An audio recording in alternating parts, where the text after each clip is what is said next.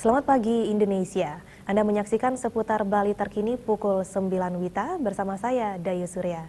Ketidaktransparan dan sistem pengamanan yang tidak tepat menjadi penyebab keributan yang terjadi di Lapas Kerobokan. Apabila hal ini tidak segera dibenahi, bukan hal yang mustahil keributan dan permasalahan baru kembali terjadi.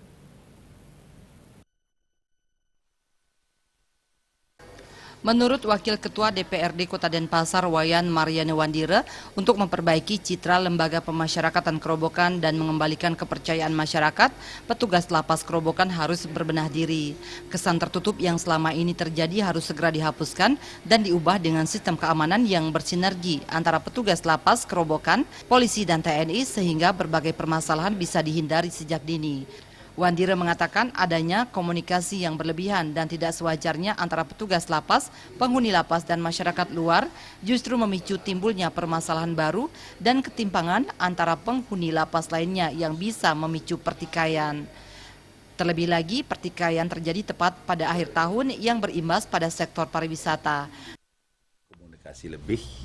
Ada komunikasi lebih di antara ketiga komponen ini, orang luar, pengelola dan tahanan, anggap tahanan ya boleh katakan sendiri atau napinya sendiri.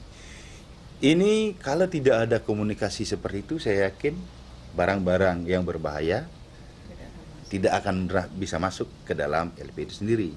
Maka dari itu seperti yang dia katakan di awal, reformasi mental atau revolusi mental itu sendiri di dalam kondisi itu, sehingga ada hal-hal yang tidak boleh tidak. Gitu. Taati aturan ketika aturan sudah ditaat, saya yakin semua akan nyaman, semua akan aman.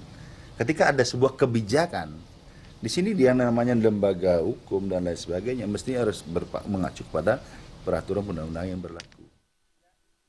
Ditambahkan sebagai daerah tujuan pariwisata yang masyarakatnya tergantung dari kunjungan wisatawan, keamanan merupakan hal terpenting dan utama yang harus dijaga semua pihak. Pembenahan dan perbaikan sistem harus segera dilakukan agar citra Bali tidak tercoreng lagi. Pradnya Paramita dan Yudi, Bali TV.